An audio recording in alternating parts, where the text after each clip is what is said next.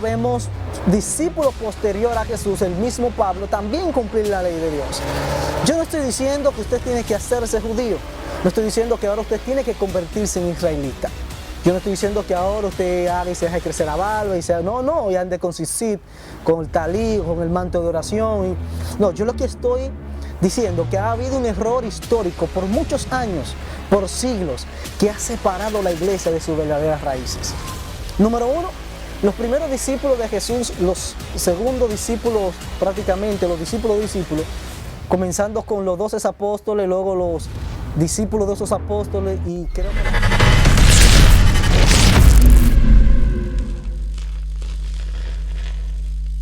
Dios le bendiga, Dios le guarde, shalom a todos. Gracias por estar con nosotros en esta segunda entrega de Jesús y la Ley. Le habla su hermano y amigo Adelín Gómez. En el video anterior estuvimos hablando sobre un versículo, un capítulo de la Biblia muy interesante, Mateo capítulo 5, verso 17. Hoy vamos a leer el verso 18 y verso 19. Quedamos de prácticamente definir la palabra ley, que se ha traducido prácticamente mal, y para eso vamos a volver a leer Mateo capítulo 5, verso 18. Dice así: porque de cierto os digo que hasta que pase el cielo y la tierra, ni una jota, ni una tilde pasará de la ley, hasta que todo se haya cumplido. Verso 19. De manera que cualquiera que quebrante uno de estos mandamientos muy pequeños, así enseña a los hombres muy pequeños, será llamado en el reino de los cielos. Mas cualquiera que lo haga y lo enseñe, este será llamado grande en el reino de los cielos. La palabra ley, cuando se traduce del griego nomos, pero realmente del hebreo es Torah, y su traducción lo que significa es instrucción. O sea, de modo que cuando Jesús está hablando de la palabra ley, no debemos solamente en pensar de que son imposiciones, porque de que a nosotros nos llega a la mente la palabra ley, lo que vemos todo negativo, que negatividad, que nos prohíben, que esto y lo otro, que la ley solamente es prohibición y nada así por el estilo. Tomando en cuenta la definición de esta palabra, que lo que significa es instrucción, realmente Jesús está diciendo lo siguiente: ni una jota ni una tilde pasará de esta instrucción. O sea, ¿pero de cuál instrucción? De la instrucción que el Creador le dio al pueblo de Israel en el monte Sinaí. Entonces, si nosotros nos basamos a la definición de la palabra ley desde su punto original, el hebreo, comprendemos que las instrucciones del Creador fueron las que se le dio a Israel para cómo dirigirse como nación, como entidad religiosa o pueblo religioso, liturgia y todo por el estilo. Nosotros debemos tomar en cuenta que a medida de los siglos ha venido malinterpretándose esta palabra, pero el mismo Jesús dice que el cielo y la tierra no va a pasar hasta que una palabrita que es Iub del alfabeto hebreo, prácticamente sería como una comilla, es la letra más pequeña de ese alfabeto que se utiliza. Hasta que esa letra más pequeña no pase, o sea, el cielo y la tierra no va a pasar. Usted ve la importancia que Jesús le está dando a la instrucción del Creador. Entonces, la historia, algunos historiadores, algunas separaciones que ha habido de la iglesia desde sus orígenes, y una de estas se le atribuye al concilio de Nicea del 325 después de Cristo. Realmente desde ahí, dicen algunos historiadores, que comienza a partir, aparte, una separación de una gran masa de aquellos que seguían las instrucciones del Creador. Pero también podemos tomar en cuenta el siguiente verso. Dice que cualquiera que quiebre estas instrucciones, por más pequeña que sea, y le enseñe mal prácticamente, entonces será llamado pequeño en el reino de los cielos.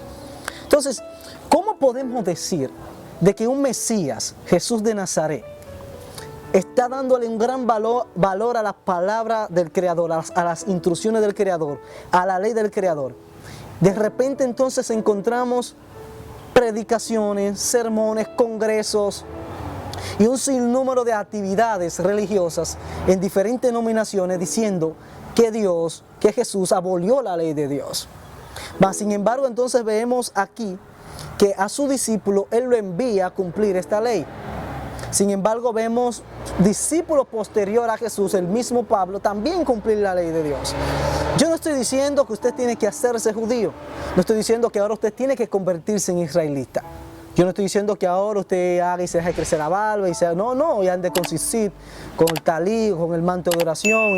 No, yo lo que estoy diciendo que ha habido un error histórico por muchos años, por siglos, que ha separado la iglesia de sus verdaderas raíces. Número uno, los primeros discípulos de Jesús, los segundos discípulos, prácticamente los discípulos, comenzando con los 12 apóstoles, luego los discípulos de esos apóstoles y creo que la tercera generación también de esos apóstoles, todavía estaban apegados a la ley de Dios, o sea, todavía guardaban los mandamientos del Creador.